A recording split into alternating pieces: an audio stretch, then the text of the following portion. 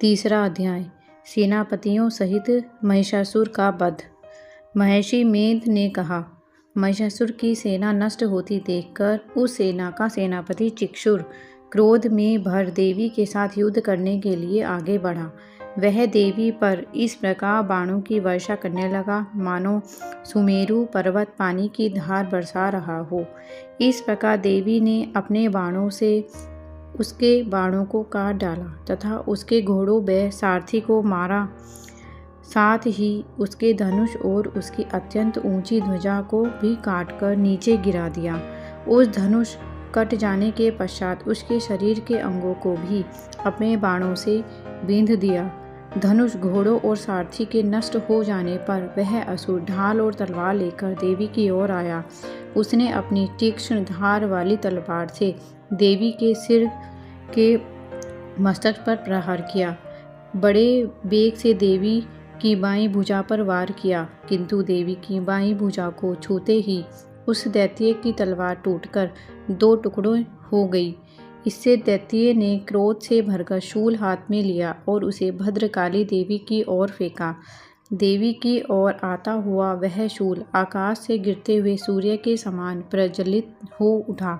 उस शूल को अपनी ओर आते हुए देखकर देवी ने भी शूल छोड़ा और महाअसुर के शूल के 100 टुकड़े कर दिए और साथ ही महाअसुर के प्राण भी हर लिए। चिक्षुर के मरने पर देवताओं को दुख देने वाला चामर नामक दैत्य हाथी पर सवार होकर देवी से लड़ने के लिए आया और उसने आने के साथ ही शक्ति से प्रहार किया, किंतु देवी ने अपने हुंकार से ही उसे तोड़कर पृथ्वी पर डाल दिया। शक्ति को टूटा हुआ देखकर दैत्य ने क्रोध से लाल होकर शूल को चलाया, किंतु देवी ने उसको भी काट दिया। इतने में देवी का सिंह उछलकर हाथी के मस्तक पर सवार हो गया और दैत्य के साथ बहुत ही तीव्र युद्ध करने लगा।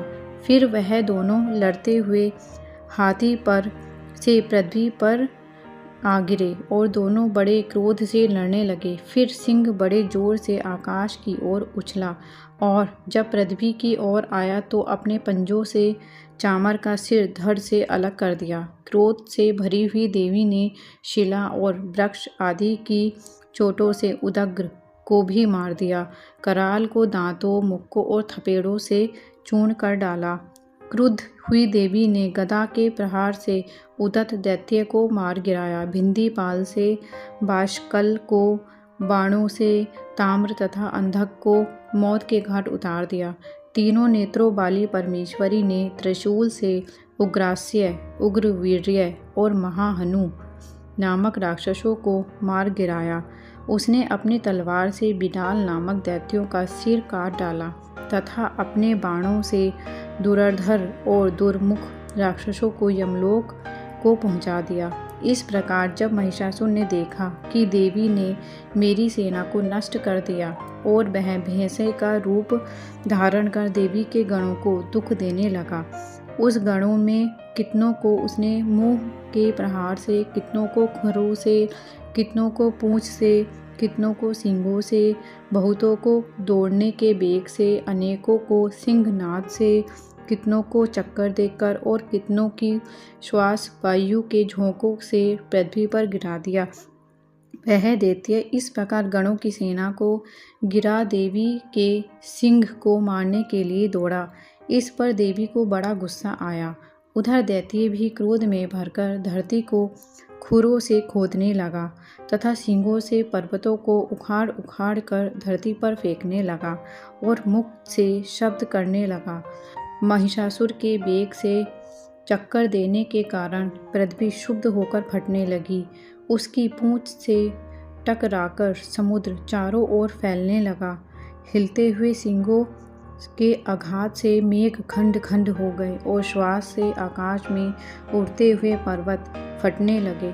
इस तरह क्रोध में भरे हुए राक्षस को देख चंडिका को भी क्रोध आ गया और वह उसे मारने के लिए क्रोध में भर गई। देवी ने पाश फेंक कर दैत्यों को बांध दिया और उसने बंध जाने पर दैत्यों का रूप त्याग दिया और सिंह का रूप बना लिया। यूं ही देवी उसका सिर काटने के लिए तैयार हुई कि उसने पुरुष का रूप बना लिया, जो कि हाथ में तलवार लिए हुए था। देवी ने तुरंत ही अपने बाणों के साथ उस पुरुष को उसकी तलवार ढाल सहित बींध डाला। इसके पश्चात वह हाथी के रूप में दिखाई देने लगा और अपनी लंबी सूंड से देवी के सिंग को खींचने लगा और गरजने लगा।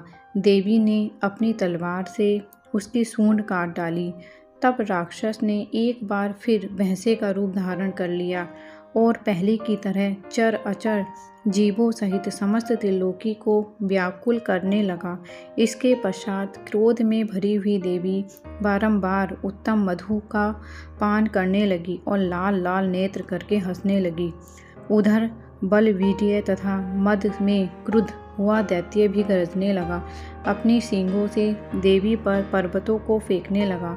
देवी अपने बाणों से उसके फेंके हुए पर्वतों को चूर्ण करती हुई बोली, ओ मूढ़, जब तक मैं मधुपान कर रही हूँ तब तक तू गरज ले, और उसके पश्चात मेरे हाथों तेरी मृत्यु हो जाने पर देवता गरजेंगे। महर्षि मेधा ने कहा।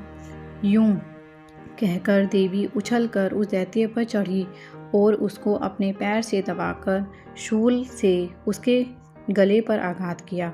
देवी के पैर से दबने पर भी दैत्य अपने दूसरे रूप में अपने मुख से बाहर होने लगा। अभी वह आधा ही निकला था कि देवी ने अपने प्रभाव से उसे रोक दिया। जब वह आधा निकला हुआ ही दैत्य युद्ध करने लगा तो देवी ने अपनी तलवार से उसका सिर काट दिया। इसके पश्चात सारी राक्षस सेना हाहाकार करती हुई वहाँ से भाग खड़ी हुई और सब दैत्य और देवता अत्यंत प्रसन्न हुए तथा महर्षियों ऋषियों सहित देवी की स्तुति करने लगे। गंधर्व राज गान करने तथा अप्सराएं नृत्य करने लगी। तृतीय अध्याय समाप्त।